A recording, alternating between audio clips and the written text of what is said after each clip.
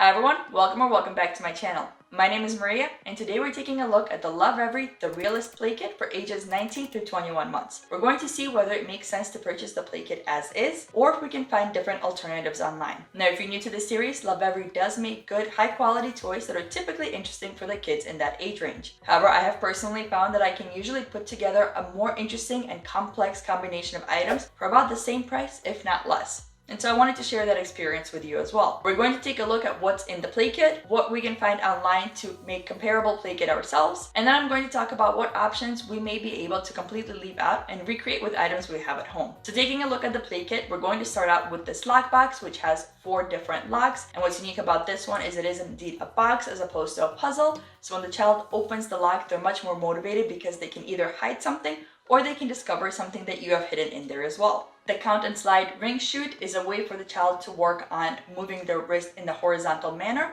as well as a way for them to get ready for those first counting skills. The GeoShapes puzzle is a way for the child to work on nesting and stacking color and shape recognition. Pia Gets a Checkup is probably one of the most beloved Lovevery books out there because it really does a wonderful job of showing everything the child can expect to go through when they go to the doctor's office. The Quilted Critters Pocket is a great way for the child to work on same item matching, as well as again working those fine motor skills and trying to get those critters into the pocket just right. The Really Real flashlight allows the child to explore the concept of light in a way that's safe for their eyes because it is a quite dim light, so it's not dangerous if the child decides to look straight into it. The Grooved Pitcher and Glass is a classic Montessori item, as we do a lot of pouring in Montessori. They've adapted it by making the pitcher slightly tilted and putting a groove underneath that beaker, so it's a lot easier for the child to position the pitcher just right on the glass and be successful at pouring. Now, there's a lot to unpack in this one. If you're not new to this series, you know that my biggest gripe is that there's always at least one, if not several items that definitely could have been introduced in the previous play kit or 2 play kits ahead of time. The lockbox, for example, is one I talked about in the previous video.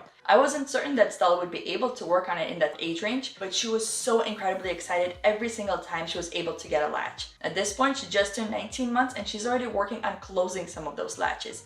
She's doing so because every time she's gotten a latch, she's been incredibly proud and excited that she was able to do this very difficult thing. The Quilted Critters Pockets is again another one that could have been introduced 1, 2, or even several play kits ago, because at this point, same item to item matching can be quite easy for some kids. Now, obviously, every child is different. Not every child has been interested in matching up until now, and this may be their very first exposure to matching activities, but a lot of kids will have shown that interest, have worked already on matching same items, and have now progressed to matching similar items or matching items to pictures, which is a bit more complicated than simply matching 2 identical pictures. The pitcher and the glass is definitely something that could have been introduced much earlier. If you've been practicing Montessori at home up until now, or even if you've just allowed your child to interact with you in the kitchen, or gotten some bath toys for them that allow for pouring, your child has probably had at least some exposure to pouring. And while it's interesting that they have adapted that pitcher to make it that much easier to pour, the average typically developing child certainly doesn't meet this kind of adaptation. The beauty of Montessori is that we're allowing the child to utilize real-life items that they will encounter as adults. We allow the child to first work on grabbing a cup because that's much easier to hold with their 2 hands, and after that they progress to a pitcher that is just a normal pitcher. As for the count and slide ring shoot, here we've gone into the other end of the extreme. The way the ring shoot works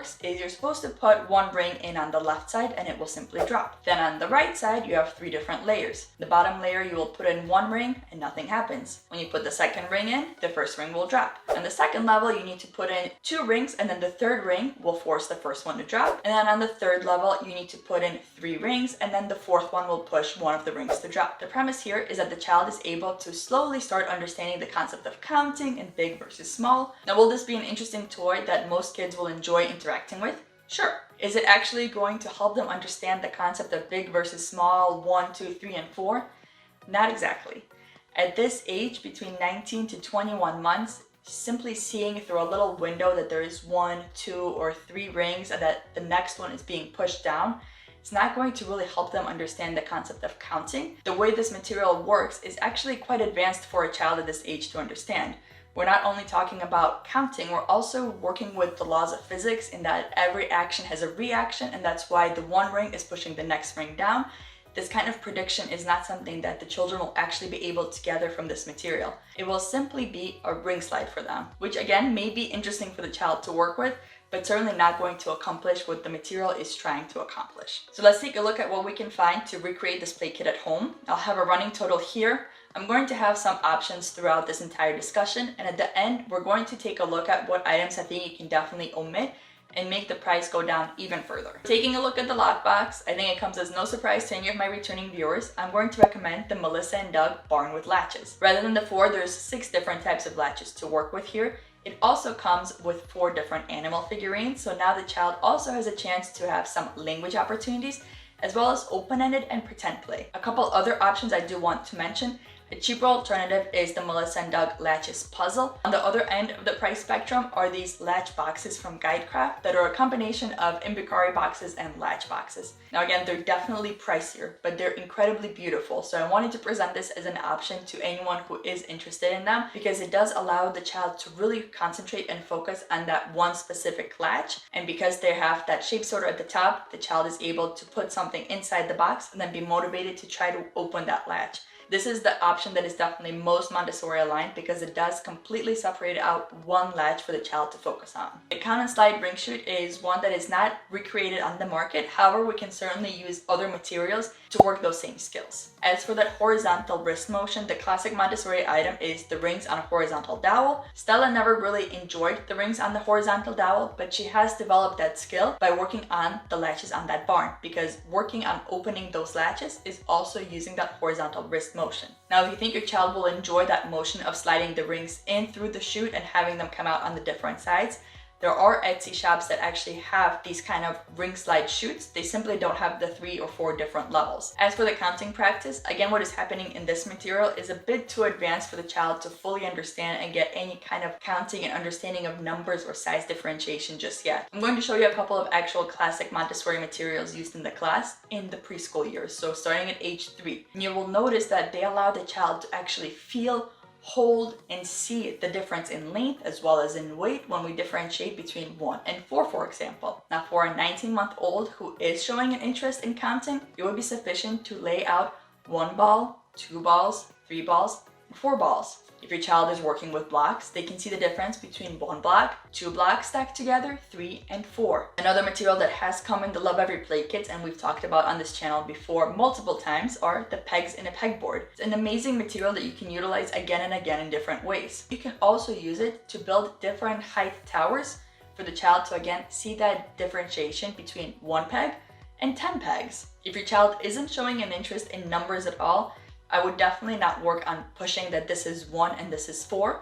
Simply allow the child to utilize things like blocks and Legos and Magnet-Tiles to build so they can see and feel the difference between 1 block and 10 blocks. And that is more than enough at this age. And so because the pegs in a pegboard have come in previous Lovevery Play Kits, we're going to only include those rings on a horizontal dowel in this comparable play kit. The Geo Shapes puzzle is a very interesting puzzle. It does work on nesting and stacking, color, and shape differentiation. There is an exact match for this puzzle over on Allison's Montessori. If you're interested in it, I think it is definitely an interesting addition into your toy rotation. Otherwise, something like a shape sorter that at this point I'm assuming a lot of us do have, is going to work those same skills, because the main premise here is to nest the same shapes within each other, which is pretty much what a shape sorter does. And again, if you already have some kind of nesting and stacking blocks and cubs, you're going to continue working on that concept of nesting, and the shape differentiation will come from working with some kind of shape sorter. So again, for the sake of the video, I will include the exact same puzzle from Allison's Montessori, but just know that you do have the options to already use what you do have to work the same skills. As for the book, I did find a similar option online called Leo Gets a Checkup. I also found one by Daniel the Tiger, so if your child knows who Daniel the Tiger is, or if they're interested in animals more so than people right now, Stella right now is going through an animal phase. This is actually an option that, while less Montessori aligned, would actually be more in line with my daughter's personal interests. I'm going to link both in the description box, but we're going to include Leo Gets a Checkup in our price comparison. When I first saw the quilted critters packets, my first thought was these typical classroom organizers that I remember seeing in my elementary and middle schools. And I think this is a good way to recreate this same material in a way that allows you to continuously change what you put in there. So you can purchase this set that is cheaper but has less options, or you can get this larger set that also allows for some color matching, and then you can purchase something like this set of matching memory card games. So you have 2 of the same cards, You can simply put the cards in the front and have the child try to slide them in behind, or to make it more difficult, you can use something like tape or some Velcro to stick the cards to the front, and the child has to put them in the pocket behind. Now you will notice that the main difference here is that the quilted critters pockets are much smaller, so it's much more difficult to navigate in there. What I've seen my teachers do before is use either tape or sewing, or simply using a stapler to actually get the pockets to be just the right size.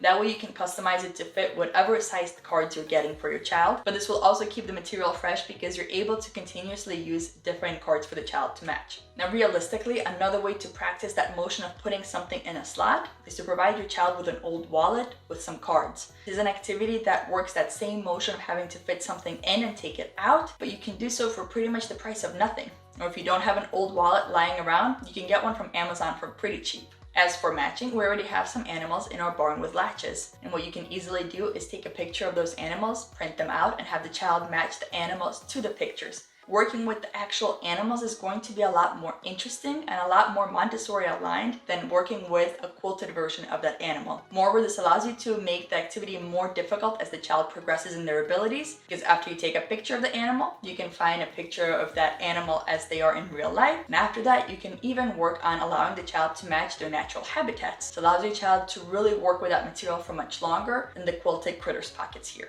As for the Really Real flashlight, I found 3 different options for you to consider.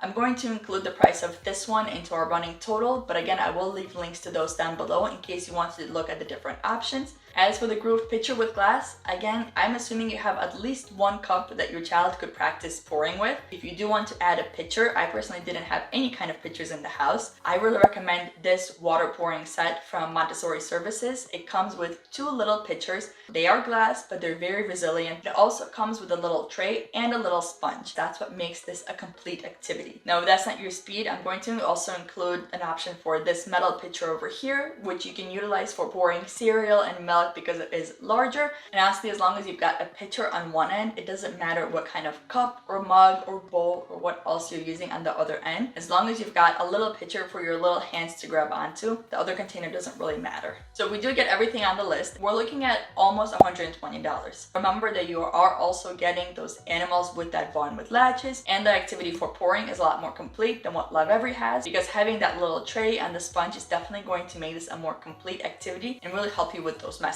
Additionally, you do have a lot more options for matching with the matching activity cards with all the different pockets, and you can certainly expand that activity as your child grows as well. So for the same price, we do have more options for what our child can work with. However, let's take a look at what we can actually get rid of and still keep working the exact same skills for even less. As I mentioned before, I think you can completely forego including the rings on a horizontal dowel because that horizontal wrist motion is going to come through in working with those latches. I also think you can completely forego doing any kind of DIY for making those pockets with the cards unless you think this is something that would be very beneficial for your house. Instead, I encourage you to either find an old wallet, get one from a thrift store, or if you're really in a pinch, get one from Amazon, and simply allow your child to practice that variation of posting with old gift cards or credit cards that you have. You'll be working the exact same skills for a fraction of the price. As for the actual matching, item to item matching is actually very easy to do around the house if you just take 2 of anything. 2 apples, 2 blocks, 2 balls. You really don't need to make this all that complicated. But again, as we've discussed, utilizing those animals in the barn to make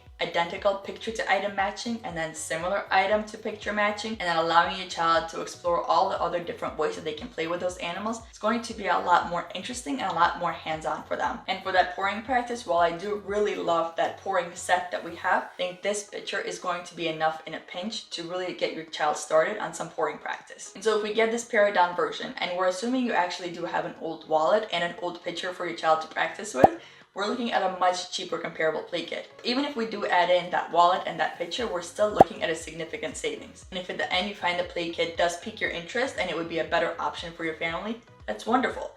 Now, hopefully you at least know all the other different ways that you could implement other items or the items in the play kit to utilize for your child. I hope you found this comparison helpful, and as always, I hope you stay safe.